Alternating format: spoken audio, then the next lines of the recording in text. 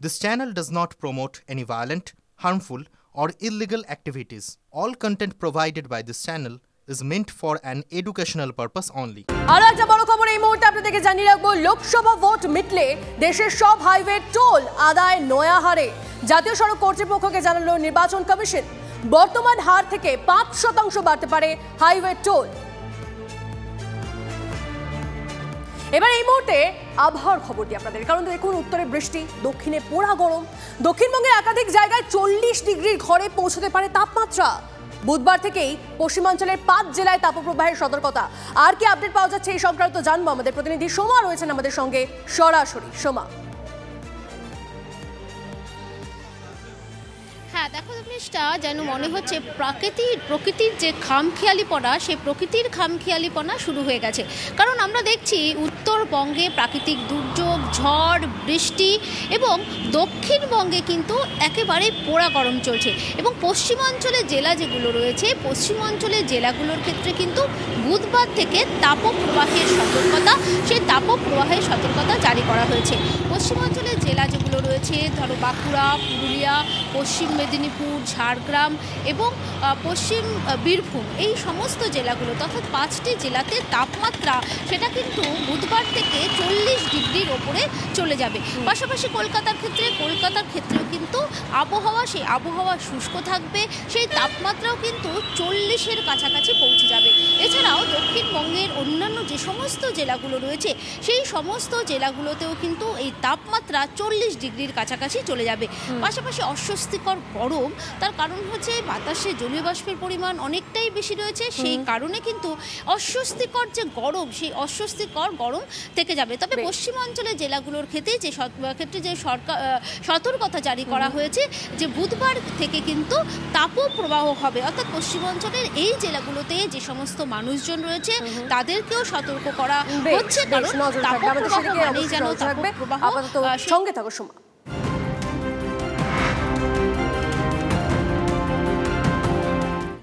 আর একটা খবর দিয়ে আপনাদেরকে, অরুণাচল নিয়ে ফের চীনের প্ররোচনাকে গুরুত্ব দিতে নারাজ ভারত। 30টি জায়গার চীনা নাম বদলকে প্ররোচনাই দেখছে দিল্লি। অরুণাচল ভারতের অবিচ্ছেদ্য অঙ্গ, সাফ কথা জয়শঙ্করের। উত্তরবঙ্গকে পাখির চোখ করে প্রচারে কার্যত কার্পেট বম্বিং করতে চলেছে বিজেপি। প্রথম দফা ঠিক আগে উত্তরবঙ্গে একাধিক সভা করতে পারেন প্রধানমন্ত্রী। ঋষিত প্রামাণিকের সমর্থনে তার প্রথম সভা হওয়ার কথা কোচবিহার। আর শুধু প্রধানমন্ত্রীই নন, প্রচারে ঝড় তুলতে বঙ্গে আসছে কেন্দ্রীয় স্বরাষ্ট্রমন্ত্রী অমিত শাহ। তারও 14 থেকে 15টা সভা করার কথা। এছাড়াও বঙ্গে 5 থেকে 7টি সভা করতে পারেন জেপি নাড্ডা, যোগী আদিত্যনাথ। লোকসভা ভোটের দিন ঘোষণার আগে মার্চ মাসেই পশ্চিমবঙ্গে 4টি সভা করে গিয়েছেন প্রধানমন্ত্রী। ছুঁয়ে গিয়েছিলেন উত্তর থেকে দক্ষিণ। এবার ভোটের প্রচারে ঝড় তুলতে রাজ্যে আসছেন নরেন্দ্র মোদী। সূত্রের খবর, 14 থেকে 15টি সভা করতে পারেন তিনি। 2019-এর লোকসভা ভোটে উত্তরবঙ্গের 8টি আসনের মধ্যে 7টিতেই জিতেছিল বিজেপি। এবার সেই উত্তরবঙ্গ দিয়ে ভোট প্রচার শুরু করছেন প্রধানমন্ত্রী। 19 এপ্রিল প্রথম দফার ভোট রয়েছে উত্তরবঙ্গের কোচবিহার, জলপাইগুড়ি ও আলিপুরদুয়ারে। সূত্রের খবর, কেন্দ্রীয় স্বরাষ্ট্র প্রতিমন্ত্রী ঋষিত প্রামাণিকের সমর্থনে 4 এপ্রিল কোচবিহারে প্রথম সভা করবেন নরেন্দ্র মোদী। কোচবিহারে সভার পর ফের উত্তরবঙ্গে আসবেন প্রধানমন্ত্রী। 7 এপ্রিল প্রধানমন্ত্রী সভা করবেন বিজেপি রাজ্য সভাপতি তথা বালুরঘাটের প্রার্থী সুকান্ত মজুমদারের সমর্থনে। ওই দিন তার সভা জলপাইগুড়িতে। উত্তরবঙ্গেই প্রধানমন্ত্রী 5 থেকে 6টি সভা করতে পারেন বলে শোনা যাচ্ছে। তবে শুধু প্রধানমন্ত্রী একা নন, বঙ্গে আসবেন কেন্দ্রীয় স্বরাষ্ট্রমন্ত্রীও। তিনিও রাজ্যে প্রায় 14 থেকে 15টি সভা করতে পারেন। কলকাতার শহীদ মিনারে বিজেপির একটি সভা হতে পারে বলে সূত্রের খবর। তবে কে কবে কটি সভা করবেন সেই বিষয়ে এখনো বিস্তারিত কিছু জানা যায়নি। সিএ প্যাকিং হচ্ছে, এনআরসি প্যাকিং হচ্ছে, রাম মন্দির প্যাকিং হচ্ছে, বাক্স প্যাকটা নিয়ে আসবে এখানটায়। 21 সালের পর প্রধানমন্ত্রীকে মানুষ দেখেনি, শুধু টাকা বন্ধ করেছেন, বাংলার নামে কুৎসা করেছেন, সিবিআইডি পাঠিয়েছেন, সাধারণ মানুষের কোনো উপকারে আসেনি। প্রধানমন্ত্রীকে দেখতে চাইছে মানুষ, অনেকদিন হয়ে গেছে, কুণাল ঘোষও দেখতে পারেনি, সেই জন্য দর্শন দিতে আসছে। প্রধানমন্ত্রী এবং কেন্দ্রীয় স্বরাষ্ট্রমন্ত্রীর পাশাপাশি বিজেপি শাসিত বেশ কিছু রাজ্যের মুখ্যমন্ত্রীও ভোট প্রচারে বাংলায় আসতে পারেন। উত্তরপ্রদেশের মুখ্যমন্ত্রী যোগী আদিত্যনাথ বাংলায় 5 থেকে 7টি সভা করতে পারেন বলে জানা গিয়েছে। অসমের মুখ্যমন্ত্রী হিমন্ত বিশ্ব শর্মারও আসার কথা। এছাড়াও বিজেপির তারকা প্রচারকের তালিকায় থাকা রাজনাথ সিং, স্মৃতি ইরানি, মানিক সাহারা দলীয় প্রার্থীদের সমর্থনে সভা, রোড শো করবেন বলে বিজেপি সূত্রে খবর। প্রদীপ্ত কান্তি ঘোষের রিপোর্ট, TV9 বাংলা। আর একটা ব্রেকিং নিউজ, ইডি সিবিআই স্বাধীন, আমার নির্দেশে চলে না, এজেন্সির কাজের মূল্যায়ন করে আদালত। এজেন্সি নিয়ে বিরোধীদের অভিযোগের জবাব প্রধানমন্ত্রী নরেন্দ্র মোদীর। এদিকে ভোট প্রচারে গিয়ে বামেদের বার্তা নিশীথ প্রামাণিকের। কেন্দ্রীয় মন্ত্রী তথা কোচবিহারের বিজেপি প্রার্থীর অভিযোগ, বামপন্থীদের বেশ কিছু পার্টি অফিস দখল করেছে তৃণমূল। ভোটের পর বামপন্থীদের পার্টি অফিস উদ্ধার করে দেবে বিজেপি। বামপন্থীদের ভোট নষ্ট না করার আবেদন নিশীথের। বামফ্রন্টের যতগুলো পার্টি অফিস, গ্রাম থেকে শুরু করে, শহর থেকে শুরু করে, মন্ডল থেকে শুরু করে, ব্লক থেকে শুরু করে, অঞ্চল থেকে শুরু করে বুথ, যেখানে যেখানে বামপন্থী ভাইদের যত পার্টি অফিস রয়েছে তৃণমূল কংগ্রেস দখল করেছে, তারা উদ্ধার করতে না পারলে নির্বাচনের ফল প্রকাশের পর ভারতীয় জনতা পার্টি সেই সব পার্টি অফিস উদ্ধার করে বামপন্থী ভাইদের হাতে তুলে দেবে।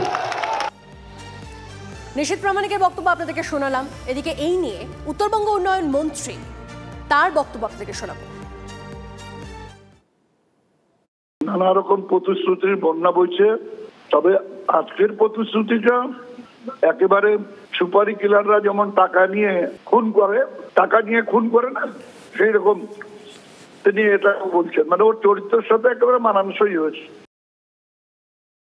আর একটা খবর আপনাদেরকে জানাবো, ট্রাক্টরের ধাক্কায় সাইকেল আরোহী মাছ বিক্রেতার মৃত্যু। দুর্ঘটনায় মৃত্যুকে কেন্দ্র করে প্রবল উত্তেজনা ধনিয়াখালীতে। সনদ আমাদের প্রতিনিধি আমাদের সঙ্গে রয়েছেন। সনদ, কি ঘটনা, কি অবস্থা এখন? দেখো, পরীক্ষিত ভান্ডারী, বয়স 50, তিনি একজন ক্ষুদ্র মাছ বিক্রেতা এবং তিনি আজ ভোরবেলায় তিনি সেই কাজই বেরিয়েছিলেন, অর্থাৎ মাছ বিক্রি করতে বেরিয়েছিলেন। বা তার বাড়ি হচ্ছে ধনিয়াখালীর দেধারা গ্রামে। তো যখন তিনি কাকড়াখুলি গ্রামের দিকে যাচ্ছিলেন, সেই সময় একটি মাটি বোঝাই গাড়ি, ট্রাক্টর তাকে চাপা দিয়ে দেয় এবং ঘটনাস্থলেই তার মৃত্যু হয়। এবং এই খবর গ্রামে ছড়িয়ে পড়তেই গ্রামের বাসিন্দারা এসে বিক্ষোভ দেখান এবং সেখানে মৃতদেহ আটকে রেখে এবং ট্রাক্টরটি আটকে রেখে বিক্ষোভ দেখান। এই খবর পেয়ে ঘটনাস্থলে আসে ধনিয়াখালী থানার পুলিশ, কিন্তু পুলিশ আসার সময় কিন্তু পুলিশকে ঘিরেও বিক্ষোভ দেখান এলাকার বাসিন্দারা। তাদের দাবি যে এই এলাকায় যেভাবে মাটি কাটা হচ্ছে সেটা একবারে বেআইনি এবং দীর্ঘদিন ধরে বেআইনি মাটি কাটার কাজ চলছে। আজকে এই দুর্ঘটনা তারই কারণ যে ট্রাক্টর বোঝাই যে গাড়ি, মাটি বোঝাই যে ট্রাক্টর যাচ্ছিল সেটা চাপা দিয়ে দেয় পরীক্ষিত ভান্ডারী নামে ওই ব্যক্তিকে। এবং এখনো বিক্ষোভ চলছে। তাদের দাবি, পরিবারের দাবি এবং এলাকার দাবি যে এই বেআইনি মাটি কাটা একদিকে যেমন বন্ধ করতে হবে, পাশাপাশি এই যে মৃত্যু হয়েছে যে ব্যক্তি, তার মৃত্যুর পরিবারকে ক্ষতিপূরণ দিতে হবে।